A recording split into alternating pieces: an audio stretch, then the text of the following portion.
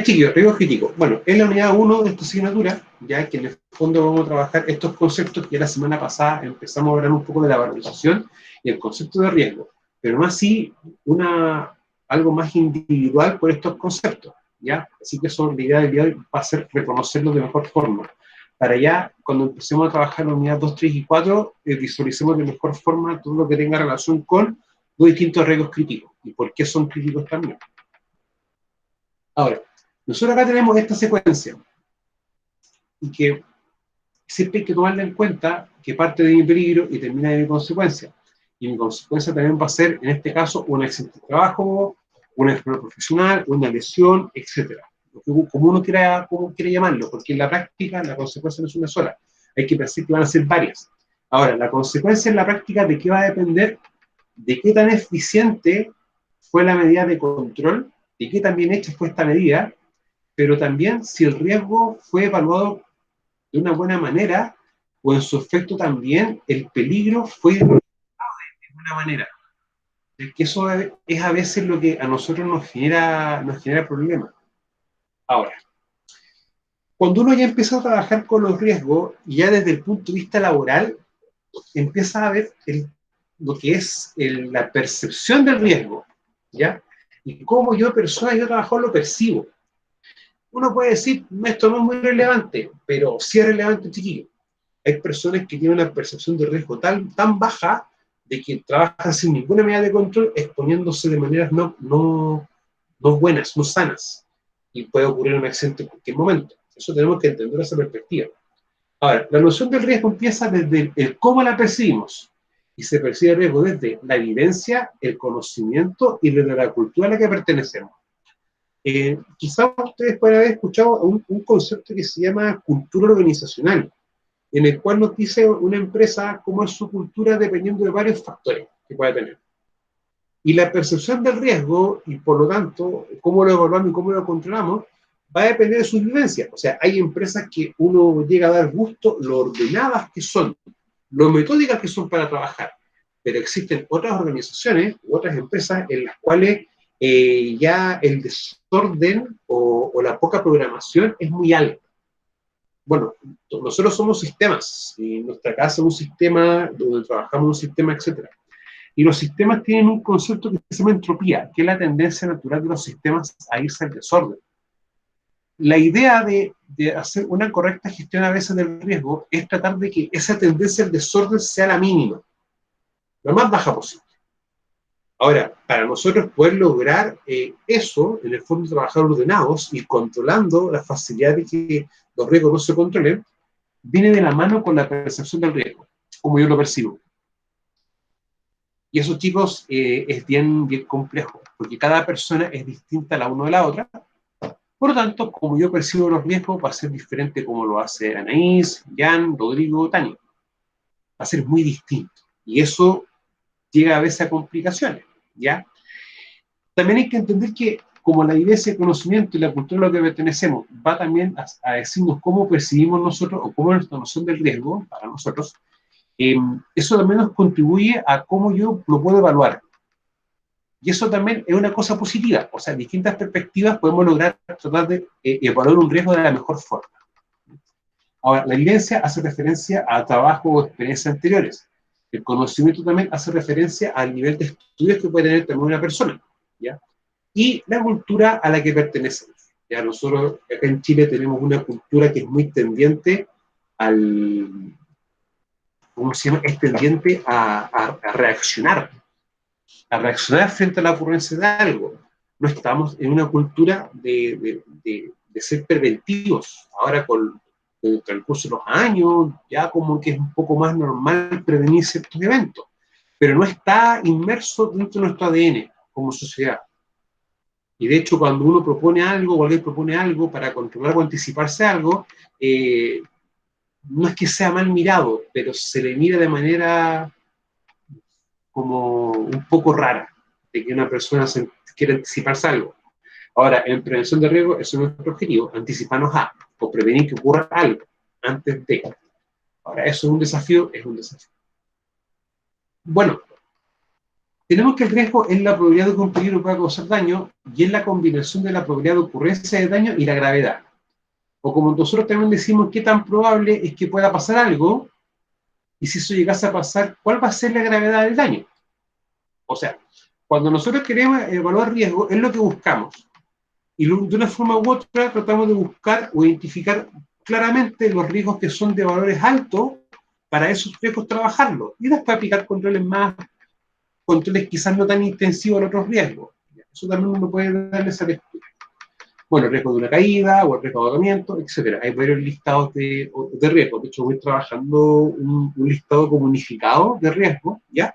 Para que eso también lo tengamos para utilizar un taller, ¿no? El taller 3, perdón. Pero eso es como uno lo puede visualizar. Ahora, cuando vamos a clasificar los riesgos, nosotros en la práctica hemos trabajado estos tres: los inherentes, el adquirido y el puro. Sin embargo, uno también puede trabajar con esta clasificación o complementar esta clasificación. En este caso, por ejemplo, el alcance de un riesgo, si en este caso, por ejemplo, va a ser un riesgo individual o un riesgo colectivo. Ahora, cuando tenemos riesgos individuales, lo principal de esto es preocuparnos de aplicar el control para la persona. Pero cuando tenemos riesgos colectivos, ya tenemos que empezar a aplicar medidas de control que van para todos. Y un ejemplo de medida de control colectiva son las mallas que uno puede colocar cuando está trabajando con andamios. Uno coloca mallas sueltas, por si cae alguna cosa, esta malla lo pueda contener y no rebote y caiga hacia abajo, o de frontón caiga directamente hacia abajo. Esa medida de control es una malla de soporte, una malla de sostén, que uno también le puede decir. ¿Para qué? Para atrapar objetos que puedan caer. Eso, chiquillos, también corresponde a una medida de control de tipo colectivo, que va a estar enfocado para varias personas. Otro ejemplo es si tengo un elemento que genere ruido, pantallas para aplacar esa generación de ruido, ya, si se genera calor, un sistema de ventilación, entre otras cosas. También tenemos riesgos que tienen un origen, que puede ser antrópico natural. Nunca olvidar que prácticamente esto nosotros lo abordamos mediante lo que es la gestión de emergencia y gestión de desastre, ¿ya? Recuerden que el desastre es cuando tenemos una afectación a un grupo humano bastante amplio. Y también tenemos por su importancia, que puede ser leve o sin importancia, o grave o importante, catastrófico o críticos. Y este es uno de los que a nosotros nos interesa bastante, un riesgo crítico. El crítico va a ser crítico, chiquillo, desde varios puntos de vista. Un punto de vista bien básico, bien primario, es por la consecuencia. O sea, si tengo un trabajo que puede tener consecuencias, accidente fatal o grave, ok, ese trabajo va a implicar uno o dos riesgos críticos, o tres riesgos críticos, más de uno sí o sí. Por lo tanto, ese trabajo va a ser candidato primero a ser evaluado. ¿Para qué? Para aplicar todos los controles. O sea, esa es la lógica que uno debe tomar en muchas oportunidades. De igual forma, nunca olvidar los adquiridos, que también desde mi perspectiva, los adquiridos son bastante importantes, que es lo que uno siempre trata de evitar que se genere. Ahora, cuando nosotros hablamos de la evaluación del riesgo, hay que entender que la evaluación de riesgo, desde, por ejemplo, el enfoque ISO, la norma ISO, chiquillo, muchos piensan que solamente tienen normas para medio ambiente, para seguridad ocupacional, normas de calidad, pero tienen varias normas, y de hecho hay una norma específica para hacer evaluación de riesgos, y también riesgo desde el punto de vista sanitario, riesgo de catástrofe, etc. Muchas visiones. Pero cuando yo quiero hablar de la evaluación de riesgo en sí, que en el fondo va a tener estas tres componentes, o sea, va a ser un proceso global que comprende un análisis del riesgo y una valorización del mismo. Pero el análisis en sí, vamos a ver qué significa y cómo lo vamos a aplicar nosotros. Pero este va primero, este va segundo y este va después. O sea, en el fondo, estimar es darle un valor al riesgo. ¿Para qué? Para luego decir nosotros, ok, esto si yo lo defino, por ejemplo, bajo una escala de probabilidad y consecuencia que tengamos en la empresa, no solo lo vamos a definir de una perspectiva, y así sucesivamente, ¿ya? O sea, lo importante siempre es definir criterios. Y el criterio primario es que todo accidente que tenga una consecuencia fatal o grave va a ser altamente crítico. Y si yo le coloco números, va a ser los números más altos. siempre, no tiene dobles ni triples lecturas. Ahora tenemos análisis del riesgo, estimación y valorización. O sea, lo primero, en primera instancia, el análisis del riesgo. ¿Ya? Y en este caso, ¿qué tenemos que decir nosotros? Que va a ser la utilización sistemática de la información disponible para identificar los peligros y para estimar los riesgos. ¿Ya? O en este caso, la estimación de riesgo también viene dado a poder darle valores al mismo riesgo. ¿Ya? O sea, cuando nosotros tenemos esta trilogía o estos tres elementos o esta secuencia de tres estructuras básicas que identificar, evaluar y controlar, desde esta perspectiva, desde una forma de una evaluación del riesgo en sí completa, pero tomado desde el enfoque ISO, nosotros podemos tomar esto, que primero el análisis del riesgo viene o parte por identificar el peligro y estimar el riesgo, ¿ya? O de una forma u otra, fijarnos bien cuáles son nuestros peligros y riesgos asociados. Eso es lo importante. Ahora, nunca olvidar que la forma más concreta para nosotros es trabajar bien concretamente el esquema para cada uno de los elementos y poder definir todas las cualidades que tenga el peligro, ¿ya? O como lo trabajamos en los protocolos MinSal, en definir las cualidades del trabajo. O en el fondo las cualidades del peligro para que sea peligro como obviamente tal. La estimación del riesgo va a ser un proceso utilizado para asignar valores de probabilidad de ocurrencia de un daño y la gravedad. En este caso, la estimación es aplicar el PEP, o sea, aplicar un criterio matemático. Incluso, si yo lo saco fuera del concepto de seguridad, lo puedo también aplicar al concepto de higiene industrial. O sea, ok, le puedo asignar valores. Por ejemplo, en este caso, utilizado en equipo de medición. ¿Ya? Desde esa perspectiva. Y la valorización del riesgo va a ser el proceso de comparación del riesgo estimado frente a los criterios de riesgo establecidos para determinar la aceptabilidad del riesgo. O sea, si tengo un riesgo altamente crítico o crítico, yo no lo voy a aceptar, porque en el fondo estoy diciendo que las consecuencias son muy altas. Por lo tanto, mi responsabilidad es proponer medidas de control, o sugerir medidas de control, o asesorar en cuáles van a ser las medidas de control necesarias a aplicar en función de esa realidad. Ahora, si empezamos a ver los distintos conceptos acá uno puede definir cómo yo estimo el riesgo, cómo yo lo valorizo, en el fondo cómo hago la comparación y cómo llego a un resultado. Y esto en la práctica de qué va a depender de la naturaleza del riesgo. O sea, riesgos higiénicos tienen forma distinta de evaluación, riesgos de seguridad forma distinta de evaluación o de estimación del riesgo, lo mismo con la parte económica y lo mismo con la parte de emergencias. Entonces, eso es lo importante de definir bien claramente. La información disponible para identificar los peligros y poder estimar sus características, y también definir sus riesgos. Esos chicos no tienen doble ni triple lectura, hay que entenderlo así. Ahora, cuando uno también habla del riesgo, uno tiene que empezar a ver el concepto de gestión del riesgo. Y ahí tenemos nosotros que es la aplicación sistemática de políticas de gestión, procedimiento y prácticas a las tareas de análisis, evaluación, control y seguimiento de riesgos. O sea, la gestión del riesgo no es solamente aplicar medidas de control y evaluar el riesgo, sino que involucra una serie más de antecedentes que nos obliga de una manera u otra, perdón, a poder trabajarlo de una manera más completa. ¿Ya? Ahora, chicos, déjenme una diapositiva de otro elemento para poder mostrarles una cosa.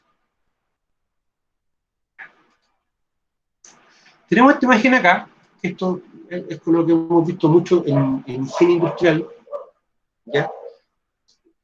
Y también en seguridad. Cuando nosotros tenemos estos elementos de acá, nosotros llega un punto en el que vamos a empezar a hacer proceso iterativo. O sea, yo evalúo un riesgo, lo mido, lo clasifico, digo, ok, esto está bajo sobre norma, o lo comparo en un PEP, digo que tiene un riesgo crítico o alto, o como yo defino la escala, y lo controlo. Pero de una forma u otra, nosotros tenemos que saber bien si los procesos de control están siendo los adecuados. Y la única forma, o una de las formas, mejor dicho, para poder ver bien si mi control funciona es volviendo a evaluar. O sea, esto empieza a ser un proceso iterativo. Hago uno, luego el otro. Cuando hago esto, tengo que hacer este para ver bien si te está funcionando. Y eso es lo ideal que uno haga. Por eso es que en el fondo llega un momento en el cual yo tengo que empezar a analizar bien si los controles que yo estoy trabajando son los adecuados, son los correctos. Pero también puede pasar alguna circunstancia o algún evento desde los procesos mismos que tú realizas como una empresa, o algún cambio en un factor legal, o un accidente del trabajo, o quizás la declaración de enfermedad profesional, que va a hacer que nosotros nuevamente tengamos que trabajar nuestro peligro, identificar sus distintos factores de riesgo. ¿Para qué? Para volver nuevamente a realizar un proceso de evaluación y control. Por eso es importante como tratar de trabajar estos elementos para que nosotros así podamos hacer gestión del riesgo. O sea, la gestión del riesgo, chiquillo, no es solamente controlar y evaluar de manera iterativa, sino que viene desde todo un principio, desde cómo yo analizo y hago un seguimiento de las medidas de control. O sea, en la mañana salió una temática, una pregunta, que en el fondo yo le respondí que nosotros tenemos que tener trabajo en terreno, trabajo documental, y en función de eso también ir viendo cómo podemos ampliar el trabajo en terreno. Y de hecho nosotros tenemos un apoyo primario, que es la supervisión, y técnicamente nosotros somos el apoyo de la supervisión. Por eso también tenemos que tomar en cuenta esos elementos, ¿ya? Chicos, hasta este punto, ¿tienen ustedes alguna duda? No, no, profe, se va entendiendo casi lo que habíamos visto anteriormente. Ya. Lo que pasa, chiquillos, es que el objetivo de ahora era como ordenar y sistematizar toda esa información que hemos ido trabajando de manera aislada. ¿Ya? Por eso me interesaba que lo trabajásemos así. Ahora, cuando tenemos nosotros una evaluación del riesgo, podemos tener nosotros como tres posibles resultados. Miren, el último para mí no es resultado, ya en sí no es resultado, porque va a ser producto de algo. Me explico. El riesgo aceptable, de una forma u otra, el riesgo que ha sido reducido a un nivel que puede ser tolerado por la organización, teniendo en cuenta los requisitos propios legales. Ya, o sea, yo, por ejemplo, un riesgo de un nivel 10 lo reduzco a un nivel 5. Y yo acepto porque ya no tengo cómo más reducir el riesgo. Porque aún así queda un factor que puede gatillar un accidente, que en el fondo el riesgo se va a activar y va a ocasionar una consecuencia. Ese riesgo que yo acepto, ¿ya? Y que yo digo, ok, este riesgo puede trabajar de alguna manera, es para mí el que va a ser el riesgo residual. Que en el fondo es el nivel de riesgo restante después de que se han tomado las medidas de tratamiento de este.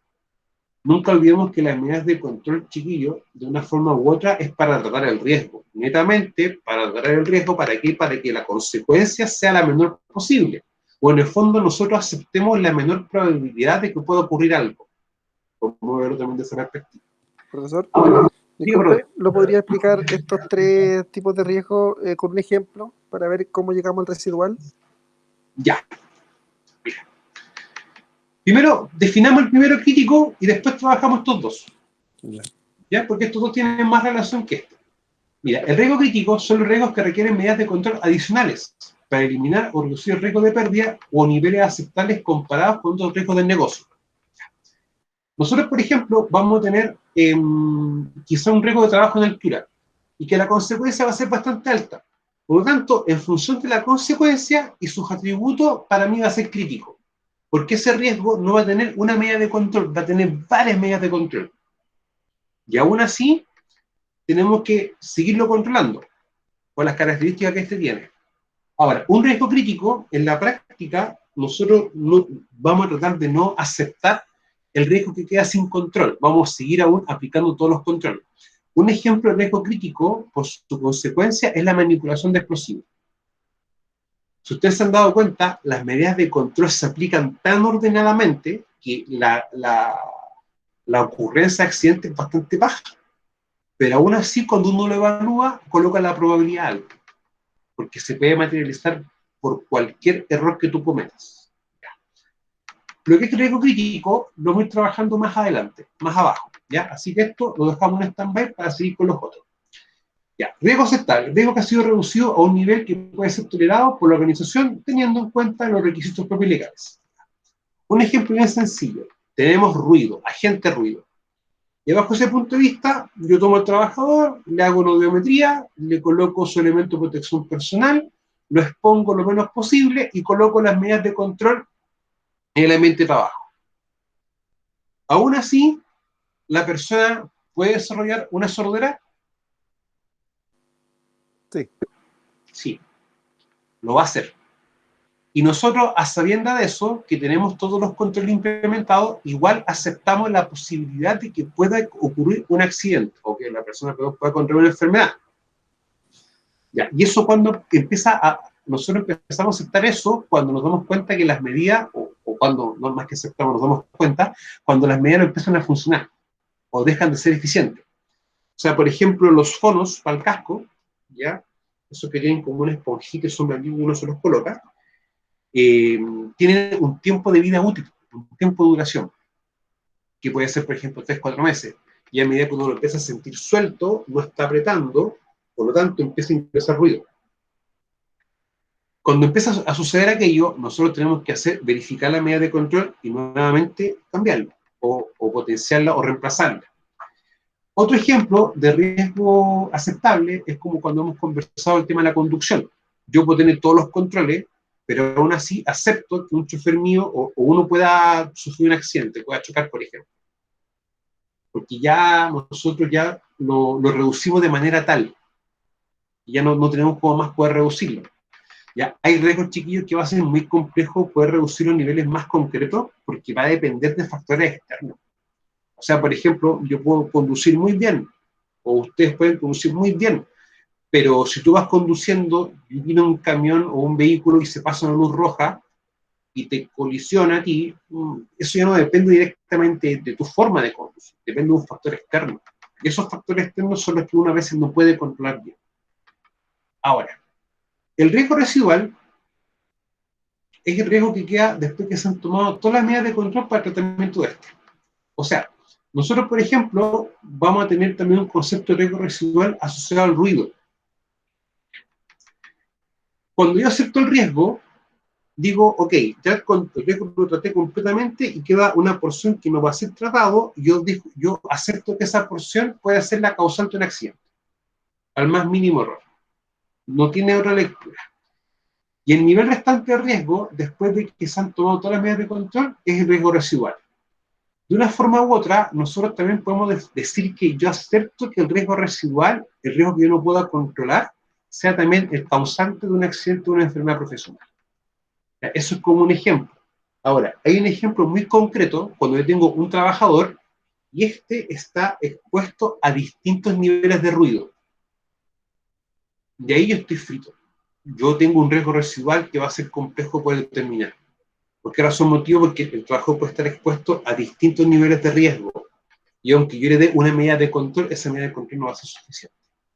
Rodrigo, no sé si eso explicó mal lo que usted me estaba preguntando. Sí, sí, es que me estaba imaginando el ejemplo que decía usted del trabajador expuesto a ruido, ¿ya? Como decía usted, que se tomaban todas las medidas de control, e incluso así se podía aceptar de que pudiera sufrir una sordera, como hizo la pregunta. En Sí, este caso, el residual sería si está expuesto a otros niveles de ruido, eso ya sería un ejemplo de residual. exactamente. Ya, ya, ya. Exactamente. Y aún así, cuando tú tienes un riesgo aceptable, ese riesgo que tú aceptas que puede ser el causante de algo, ese también es un riesgo residual. También tú lo puedes definir como el riesgo que queda después de un control. Ya, es que esos términos como que se entrelazan, es que ahí esa sutileza se me hacía complicado entenderlo solamente leyendo el concepto.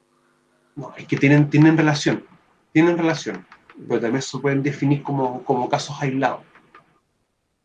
ya, profe, ahí me quedó ¿Ya? claro, gracias. Ya. Ahora mire, nosotros, por ejemplo, tenemos acá una evaluación de riesgo. ¿Ya? Y se evalúa así esto. Esto es un proceso de una fundición. ¿Ya? Que el valor más alto es 16 y el valor más bajo debe ser 1. Ahora, si uno ve esto, en algún momento, acá nosotros tenemos un valor 0. No, No. Por lo tanto, automáticamente, ¿qué va a pasar con nosotros? De que nosotros ya estamos aceptando estos riesgos bajo estas cantidades, porque no podemos reducirlo más. Ahora, cuando ya nosotros aplicamos todos los controles, va a quedar un valor. Y ese valor también yo lo puedo orientar como un riesgo residual, que es el nivel restante de riesgo después de que se han tomado las medidas de control de esto. O sea, yo ya en control, o sea, yo en el fondo ya los controles que estoy aplicando están en funciones de esto. Ahora, quizás a ustedes les puede aparecer un escenario que es, ya, aplicamos todos los controles, perfecto, pero yo quiero ahora que me reevalúes el riesgo para ver realmente cómo están funcionando los controles. Ok, si hay higiene industrial, ningún problema, porque yo en el fondo, si coloco barrera con un sistema de extracción, sé que los niveles van a disminuir, van a bajar de una forma u otra. No tiene mayor inconveniente. Pero porque, claro, yo puedo sacar un valor de riesgo mediante medición, pero cuando uno quiere ver esto, ya desde esta perspectiva, es como bien difícil poder diferenciar o poder saber realmente cuánto te protege un guante, cuánto te protege una gafa, por ejemplo, o un filtro, o un respirador con filtro para polvo. O sea, es más complejo de poder estimar los riesgos ya después de haber controlado, o en el fondo, cuánto el riesgo que queda después de controlarse, o de casi una medida de control. Y ahí a veces vienen ya las batallas, en ese sentido. Pero ahí, yo siempre he sido bien crítico, y para mí es como en un aspecto es como un poco irresponsable reevaluar los riesgos desde el punto de vista de la seguridad, porque es como decir, no, ¿sabes qué? Baja la consecuencia, no baja la probabilidad. Y eso no es en base a un criterio, es en base a un supuesto. Y un supuesto es una idea que quizás puede ser hasta preconcebida, no tiene una base técnica. Por eso yo en ese aspecto los de seguridad son más complejos. Sí puedo estar reevaluando, por ejemplo, el de higiene. Ahora, quizás un criterio para ver bien si las medidas de control están funcionando desde el punto de vista de la seguridad es ver qué pasa con los accidentes. Porque si tengo una cantidad de accidentes, voy aplicando medidas de control y estos van bajando después, las medidas están funcionando. Pero ahí hay que empezar a analizar, quizás con algún tipo de herramienta o algo más específico, por qué está sucediendo ese hecho, ese evento. Bueno, el aceptable y el no aceptable. Esto también como para reforzar un poquito el concepto de acá. El aceptable, chiquillo, cuando los controles en la empresa están activos y son eficaces. Ok, entonces mis riesgos son aceptables porque las medidas de control están funcionando. Entonces no estoy ocasionando un accidente, no pasa nada en el fondo, porque estoy trabajando con un riesgo medianamente controlado. Es imposible decir que un riesgo va a estar 100% controlado. Y el no aceptable es cuando se desencadenan situaciones no deseadas con potencial de daño o pérdida, lo que significa que los controles son insuficientes o no existen. Cuando uno investiga las causas de un accidente chico, en el fondo uno empieza a ver esto. ¿Por qué los controles son insuficientes o no existen? ¿Ya? En el fondo yo estoy no aceptando algo porque los controles están mal diseñados, mal implementados. Eso ya es un tema que la misma práctica también te ayuda a poder ir viendo en el transcurso del tiempo, para que también nos hagamos una idea. Bueno, los procesos críticos. ¿Ya? Porque uno habla de riesgos críticos. Uno, por ejemplo, yo estoy acá sentado en mi escritorio y estoy expuesto a riesgo, sí, pero no estoy expuesto a riesgos críticos, porque no hay una consecuencia mayor, más grande. O sea, de esa perspectiva. Pero nosotros también tenemos que ponernos a pensar en qué hace que nosotros tengamos un riesgo crítico. Y para que tengamos riesgo crítico tenemos que tener un proceso o algo que genere un riesgo crítico. Por lo tanto, un proceso crítico es cuando la ocurrencia de un hecho, un incidente puede dañar al gema, dañar en este caso a la gente, discontinuar la marcha de las operaciones, afectar la calidad del producto, retrasar las entregas y afectar negativamente los costos produciendo un aumento de ellos. Ahora, si ustedes se dan cuenta, en la práctica tenemos 4 elementos que pueden afectar la operación y tenemos prácticamente un puro elemento que puede dañar a las personas. O sea, para mí, desde una perspectiva primaria, para mí un proceso crítico es que cualquier error que pueda ocurrir en cualquiera de sus fases, cualquiera de sus actividades o tareas, va a haber un daño en la persona. Eso es lo primero. Tanto a la persona como a los compañeros de trabajo. O sea, esto quizás puede tener una visión un poco más antigua, ya que más o menos en los 90, la visión de la seguridad se le colocaban principios de calidad, evitar el daño del proceso en sí. ¿Ya? O sea, para mí eso no es tan relevante. Lo que sí va a ser relevante es que si tenemos un accidente fatal o grave, se paraliza el proceso completo. Y eso ya va a ser otra historia para nosotros. Y ojalá, chicos, nunca les pase. la historia, algo así. Bueno, los factores que hacen que un proceso sea calificado como crítico son el área donde se ejecuta, los materiales que se utilizan, las tareas o funciones que se desarrollan y los equipos que intervienen. O sea, yo siempre he dicho, entre más equipos intervengan con mayor complejidad, vamos a tener más riesgos críticos. Hay trabajos que de por sí son riesgos críticos, o sea, el mover un artefacto o equipo de un punto a otro con una grúa, por ejemplo, con un camión pluma, etcétera, son trabajos críticos, porque el error más mínimo automáticamente va a ocasionar daño, pérdida. Eso no va a tener en doble lectura. Ahora también las áreas. O sea, más adelante nos vamos a dar cuenta que los trabajos en espacios reducidos, donde la misma entrada y la misma salida, van a tener una implicancia. O sea, van a ser problema para nosotros. Por eso vamos a tener que aplicar nosotros medidas de control más específicas. Bueno, los materiales y las tareas. Los materiales de por sí pueden arrojar riesgos que sean bastante críticos, como por ejemplo estar trabajando una fundición, ¿ya? O estar trabajando con algún ácido, alguna base, o estar cocinando, por ejemplo. Y las tareas o funciones que se desarrollan. Y muchas veces, no solamente la tarea, sino la cantidad de personas que tienen que intervenir en la realización de una tarea. Eso también va a ser un punto a considerar. Bueno, áreas críticas, también como que para nosotros va a ser un área crítica. El área de un espacio físico o sector bien delimitado de una planta o industria donde se sitúan las instalaciones, maquinaria y equipos en que se encuentran materiales que se efectúan tareas productivas. O sea, ya en la área crítica tiene que ser un espacio físico, un área, un lugar.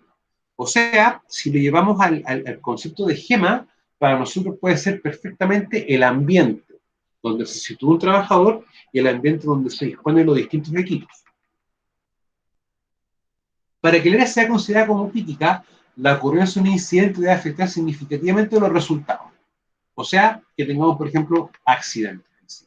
¿Ya? O sea, un accidente automáticamente nos va a arrojar también de que pueda ser una área crítica. Ahora, si se dan cuenta, un incidente, recuerden que la diferencia entre incidente y accidente es la pérdida. Si no hay pérdida e incidente, si hay pérdida va a ser accidente.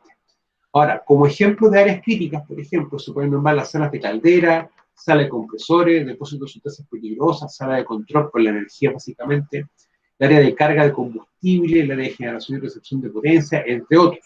O sea, esta área crítica, claro, si uno lo empieza a ver de esta forma, también va a incluir equipos críticos, equipos complejos. O sea, yo siempre he dicho, yo no puedo comparar, por ejemplo, una sala de clases que tiene puros asientos, silla, mesa, un escritorio, una pizarra, no lo puedo comparar versus, por ejemplo, un laboratorio de química o de metalurgia. O sea, van a haber riesgos distintos. Claro, ambos son lugares de docencia, pero en sí el laboratorio sería para mí una área crítica, por los equipos y por los elementos que ésta posee, que puede manejar también. Bueno, para que un equipo sea considerado como crítico, se debe entender que su falla afecta de modo directo a la continuidad del proceso productivo, ya que interrumpe la operación y afecta directamente los parámetros de productividad, tales como cantidad, calidad, costo y oportunidad.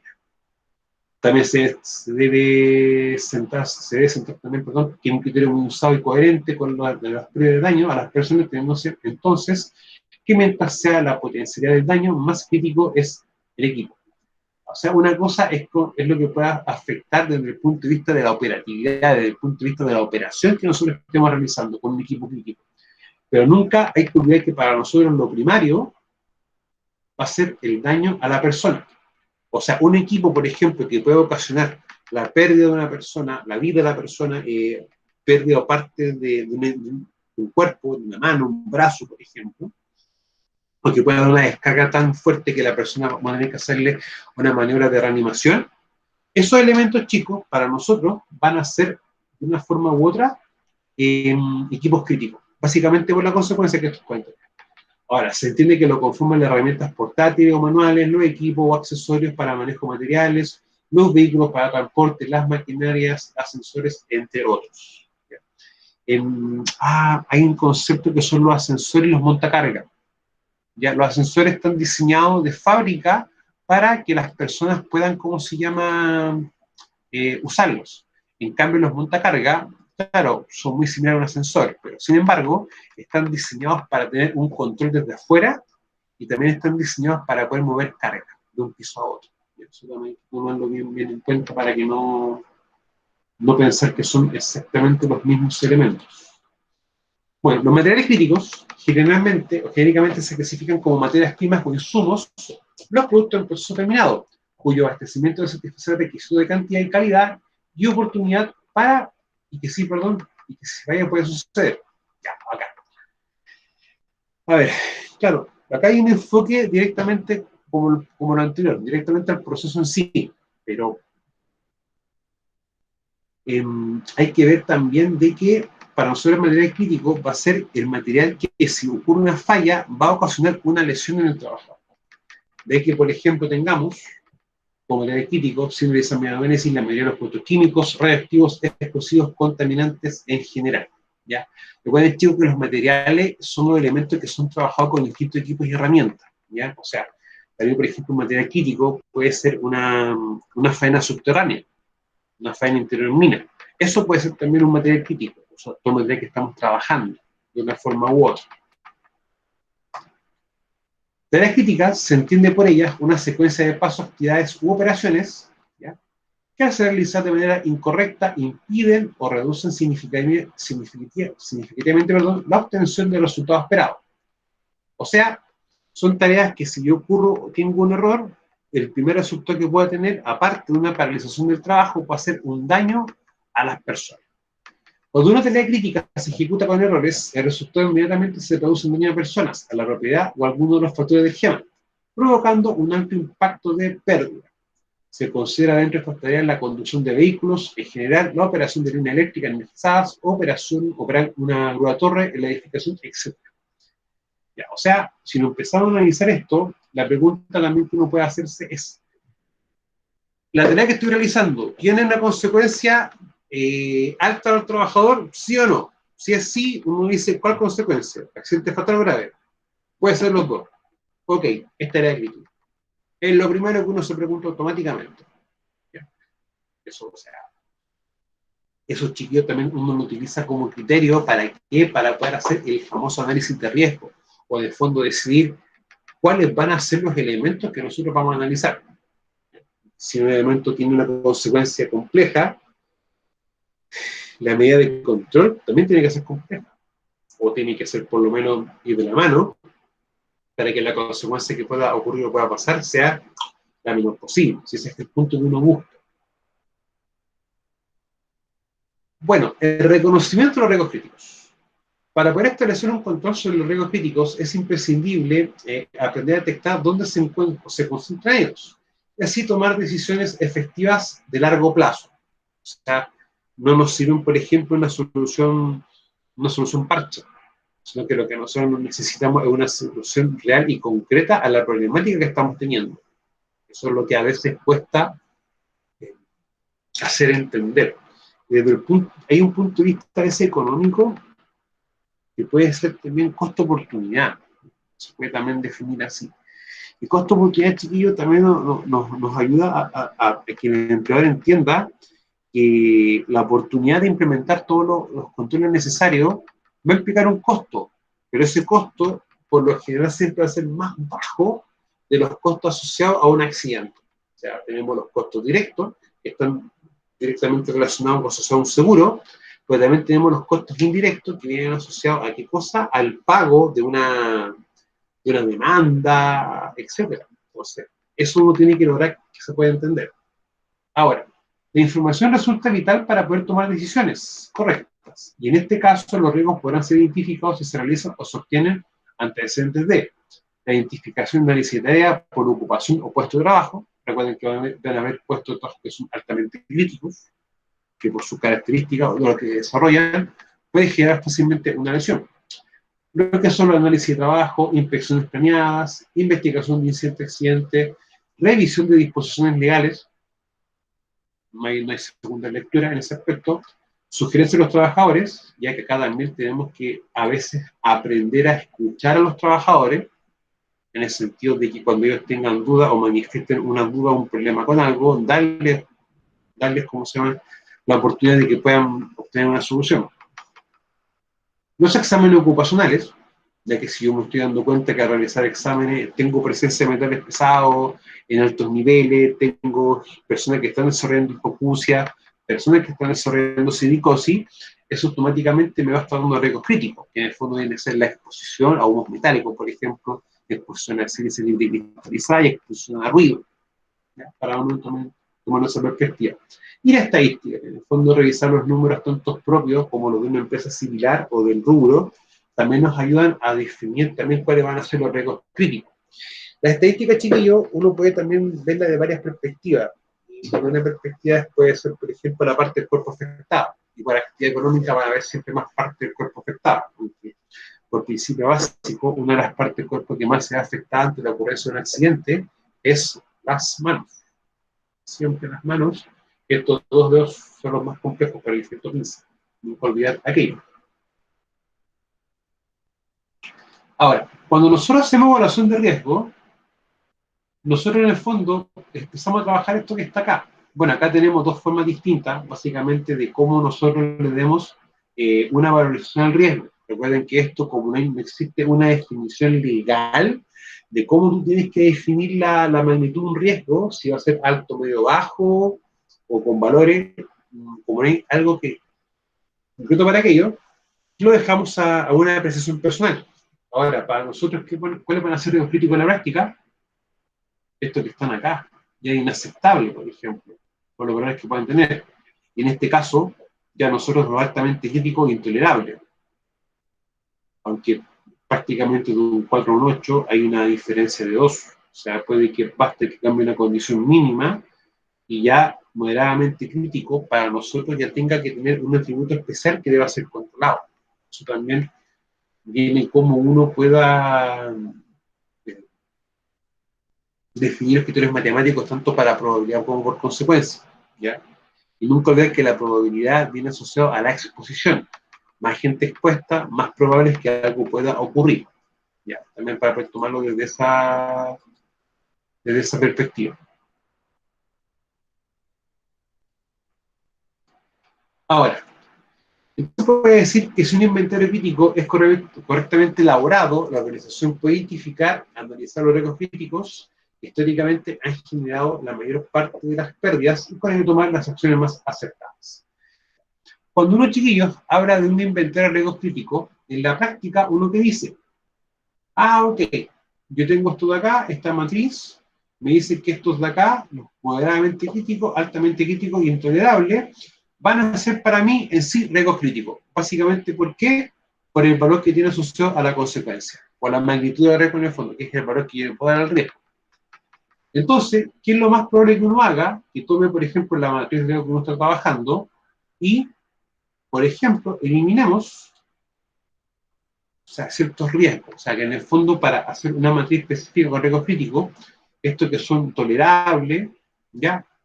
O no críticos, no se consideran. Y para eso, en el fondo, a nosotros nos queda algo así.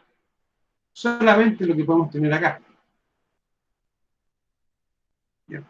Ahora, ¿uno para qué hace esto? Porque en la práctica, casi siempre van a tener que tener controles específicamente diseñados para aquello. O sea, para verlo de una perspectiva. Mira, una regla administrativa. Ya, por ejemplo, en el caso de una secretaria, si tienes solamente un computador y está aislado de una fuente de trabajo, lo más probable es que no tenga una exposición a ruido y que el valor sea muy bajo. Ojo, tomar la forma correcta de evaluar ruido. O sea, el ruido uno puede evaluar con un BEP, tiene que ser con medición y comparación. Y tiene que ser a lo menos un valor de resultado de un 80% de exposición laboral al ruido. O sea, eso es así. ¿Ya? Pero en la práctica, cuando yo tengo un riesgo que tiene un valor bajo, no es que yo no lo controle, pero la frecuencia en que yo voy a verificar el control y cada cuánto me aplique el control va a tener que ser mucho más, o sea, en el fondo se van a aplicar los controles, pero la intensidad y la magnitud del control va a ser más específica, va a ser más baja. Eso también para poder tomarlo en cuenta. O sea, por eso que muchas veces uno recomienda agrupar todos los riesgos críticos en función de su consecuencia, ¿ya? ¿Para qué? Para poder trabajarlo de una manera más adecuada o más resumida, ¿ya? ¿Por qué uno también lo hace, chiquillos? Porque muchas veces en prevención de riesgos también uno mismo origina un problema, que es la cantidad excesiva de matices, cantidad excesiva de información. Y eso a la larga confunde y hace que el trabajo de nosotros no sea tan eficiente. Ya, para poder también tomarlo en cuenta.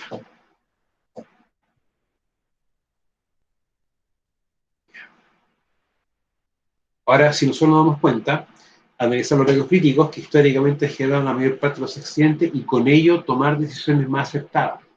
Y la decisión más acertada no pasa por identificar y evaluar con otro criterio el riesgo, sino que pasa que la decisión que nos va a obligar a este riesgo es a controlarlo de mejor forma. Ese es el punto chiquillo. No nos olvidemos que independiente si el riesgo es crítico o no crítico, como quieran llamarlo, o el origen del riesgo, como sea, lo importante es el control. A la larga el control es que nos importa, que nosotros estén controlados y que luego, de aplicados los controles, estemos realmente verificando y revisando cómo va funcionando esto. Eso, chiquillos, desde mi perspectiva, o sea, y después viene el tema de evaluar y controlar de manera iterativa, como a grosso modo, pero nunca olvidar también la generación de la distinta evidencia o los respaldos legales de la actividad que estamos realizando nosotros. Y eso a veces es como la complejidad. Ahora, por lo tanto, chiquillos, ¿qué van a hacer para nosotros los riesgos críticos? O en función de qué lo vamos a definir. Si alguien pueda responder algo con aquello, por favor.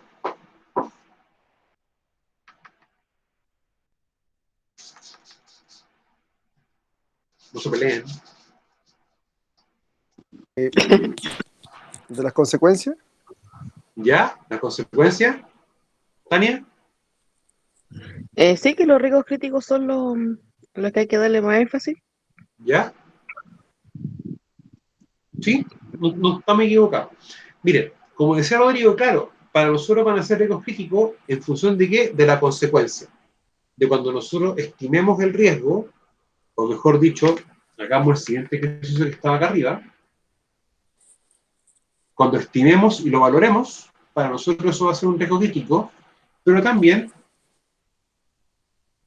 es desde el punto de vista, desde la perspectiva de lo legal, ya de la consecuencia. Eso para nosotros, chicos, va a ser un riesgo crítico. Y también ponernos a pensar y revisar la estadística de la empresa, si la empresa ya anteriormente ha tenido un accidente que implique riesgos críticos. Eso es lo que uno tiene que ver. Ahora, hay trabajos que por sí son riesgos críticos, como por ejemplo todo lo que tenga relación con los productos fitosanitarios. ¿Ya? Eso también para nosotros va a ser un riesgo crítico. ¿Ya? Entonces, eso, chiquillos, desde el valor del riesgo, la magnitud, ¿ya? Y también lo vamos a definir desde un punto de vista legal. Entonces, esos son como los dos conceptos más básicos.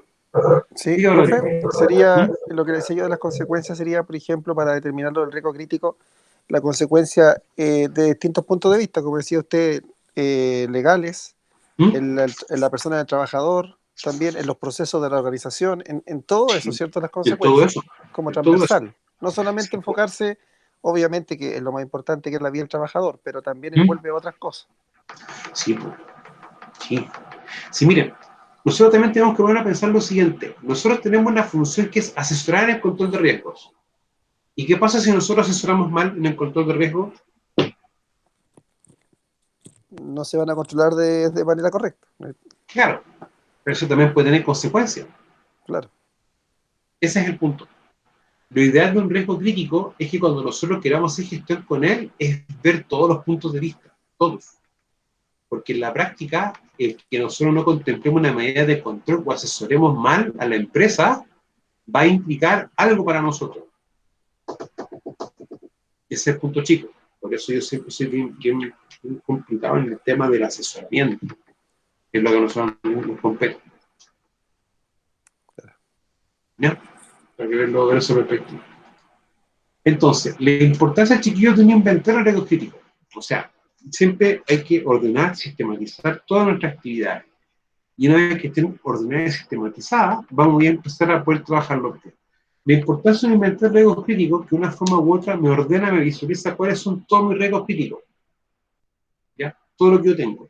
Ahora, desde el punto de vista de la asignatura, van a haber riesgos críticos que son, pero ya específicos. Trabajo en altura, espacios confinados, trabajo que involucran electricidad, trabajos, por ejemplo, que involucran fuego, en este caso soldadura, por ejemplo, o utilizar un oxicorte, etcétera. Esos son los trabajos que implican para nosotros que tengamos que evaluar sus riesgos bien concretos y trabajar los riesgos críticos que de ellos nacen también, para poder trabajar de esa manera.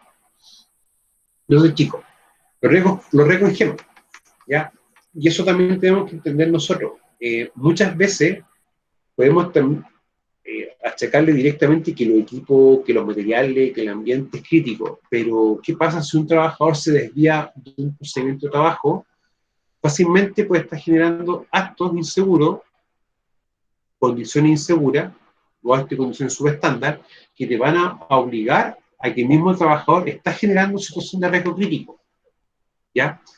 La otra visión también del riesgo crítico es que el control que nosotros apliquemos va a ser bien específico, para la redundancia. O sea, cuando yo trabajaba y me tocaba espacios confinados, ¿ya? Nosotros primero colocábamos, yo entraba a medir gases, estaban ok, colocábamos los trabajadores adentro y los trabajadores con medidor de gases el 100% del tiempo.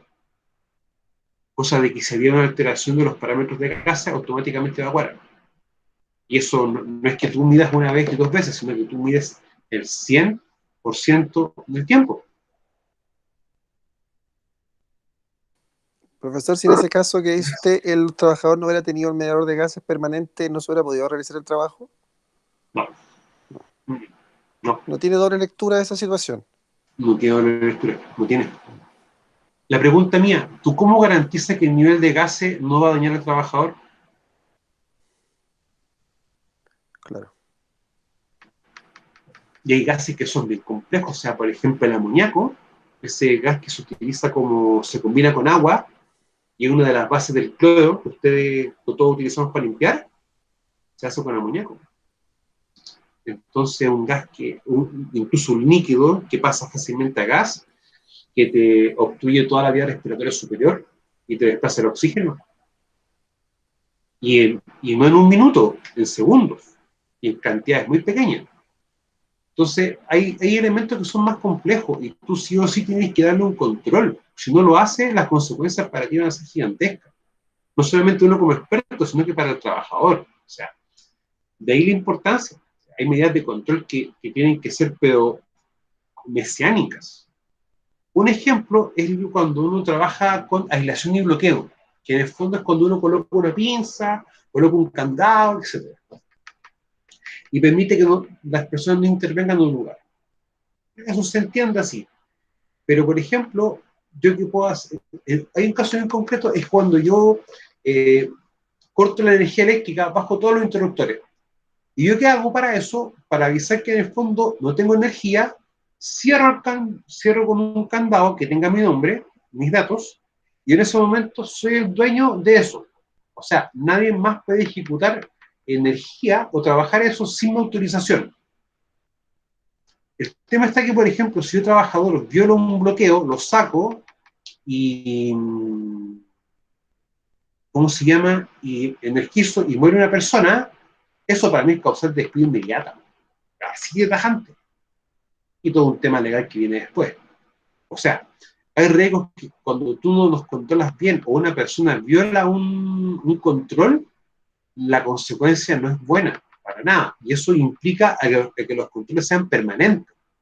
O sea, incluso en faenas mineras, para que una persona incluso pueda romper un bloqueo, porque quizá el trabajador se fue, terminó el trabajo, para que ese bloqueo se pueda romper, tiene que pedirse incluso autorización al gerente de mina, al cargo más alto. O sea, tiene implicancias bien concretas, ¿ya? Y por eso uno siempre llama a que no, a tomarle la responsabilidad y el peso como corresponde. Ahora, una forma de poder focalizar fácilmente dónde se radican los problemas, se usa representar la empresa como o subdividida en 4 subsistemas, denominados GEMA, que simbolizan la gente, los equipos, los materiales y el ambiente de trabajo. Esto quiere decir que los riesgos que se presentan en ella no hay que buscarlos en algo etéreo. denominado a la empresa, sino en los elementos de sus sistemas muy concretos que la conforman, que son los que hemos denominado gemas, para decir cualquier aspecto que atente contra el personal y el desarrollo normal de la operación, ¿ya? Las consecuencias producto de un accidente fatal o grave automáticamente atentan o van en contra de la operación normal de una empresa, ¿ya? Y esto es tan complejo, chicos, que en primera instancia tú das el aviso, para eso estuvo automáticamente la faena. Ojo, no en todos. Hay ciertas como secciones que no se paraliza todo. ¿Ya? O sea, eso no hay que ser en concreto, que eso también lo vamos revisando la próxima semana. Pero en la práctica, tú paralizas faena, después ya la autoridad va a seguir haciendo lo mismo, te va a pagar esa faena, pero después tú tienes que tener una autorización para volver a trabajar. Y eso se puede demorar quizás un día, 2 días, 2 semanas, hasta un mes incluso. Entonces hay que también entender eso, que producto de un riesgo no controlado, que se materializa en una consecuencia alta o grave, vamos a tener un tema. Entonces, chicos, eso también como para evitar que pueda suceder. A la identificación y análisis y evaluación de los riesgos de un proceso productivo cualquiera es lo que llamamos nosotros inventario crítico. Ya, o sea, yo tengo que hacer el respectiva identificación de mi peligro, evaluar mis riesgos, hacer los análisis, etcétera, y estimar todas las cualidades del trabajo, y eso nosotros es lo que vamos a hacer en el fondo como inventario de riesgos críticos, o el producto de. En el fondo es como cuando uno realiza todo el trabajo completo y después se fija en las magnitudes del riesgo, para poder también darle una segunda lectura.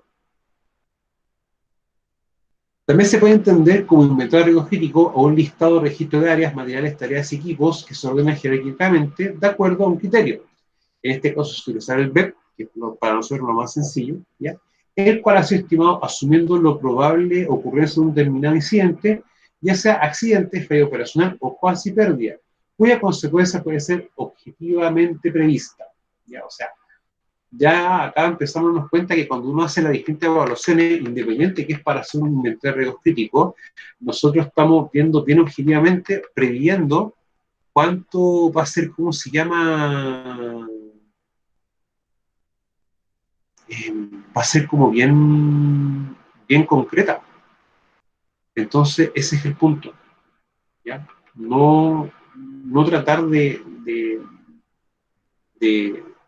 decir, no, es que nosotros no pedimos esto, no, esto no fue algo pensado por nosotros, no lo evaluamos, se nos fue. No, en el fondo, para eso estamos nosotros, para poder ayudar y asesorar en la evaluación de riesgo. Y recuerden que la evaluación de riesgo en sí es el proceso que trabajan todos los involucrar las tareas. Eso es lo que tenemos que nunca olvidar, chicos. Nunca olvidarlo. El inventario o la autoridad del inventario de riesgos críticos es una herramienta útil y simple de priorización de problemas, lo que permite determinar cuáles de ellos se han de solucionar primero. Eso también es otra lectura, que yo en el fondo voy a priorizar los riesgos más críticos, para que tengan una consecuencia mayor. ¿Para qué? Para trabajar ellos primero y luego ir trabajando los demás. Bueno, sintetizando la técnica de riesgos críticos permite hacer una declaración más técnica sustentada en la evaluación de parámetros medibles, evitando el juicio apresurado que normalmente resulta en línea de supervisión cuando esta es consultada acerca de un problema en su área. O sea, les va a pasar algo que muchas veces la línea de supervisión va a cometer o va a hacer un acto. Va a tener una percepción de riesgo muy distinta. Y como ellos están tan acostumbrados a hacer el mismo trabajo, ellos muchas veces van a tener una percepción diferente del riesgo, ¿ya? Y van a tender siempre a qué cosa, a valorizar lo más bajo, a darle un valor mucho menor del que realmente tiene. Y por eso a veces no es recomendable que la evaluación de riesgo sea realizada por una sola persona, sino por todos. Netamente por eso, para aportar en la visión de cómo debiese ser realmente un control de riesgos. Bueno, tenemos respuesta adecuada también frente a la urgencia del control, enfocar la atención hacia los problemas prioritarios más importantes, la actuación de los niveles de mando acorde al tipo de decisión a tomar y definir la actuación frente a los riesgos. Primero tomar una decisión respecto de cómo abordarlo, para decir, traspasarlo, eliminarlos, tolerarlos, tratarlos. Pero fundamentalmente el mayor beneficio se es que se evita ignorarlo. ¿Ya? Por eso que uno hace énfasis en identificar peligro, evaluar riesgo, hacer todo eso. Porque no hay peor riesgo no controlado que un riesgo ignorado. Netamente eso. ¿Ya? En el fondo, como estar más atento y decir, ok, esto es.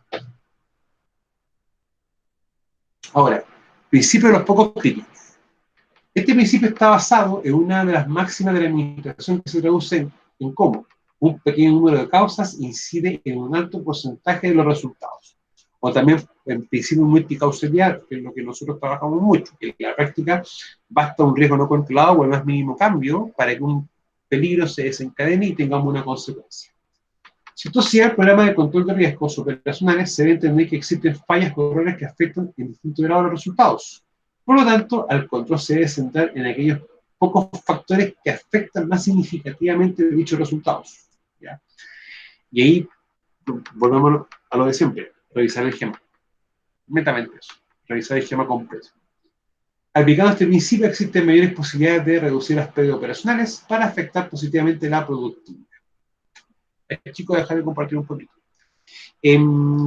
Cuando uno también habla de prevención de riesgo, de una forma u otra aparece también el concepto de control de pérdida, ¿verdad? Que en el fondo uno aplica distintas medidas para que la pérdida que se genere sea lo menos posible. Y de ahí que uno hable del control de pérdidas, que es también otro concepto muy asociado a Frank Bill. Chicos, no sé si ustedes pueden tener alguna duda o consulta de esto, o prefieren ver bien la materia y después preguntar. Ustedes díganme.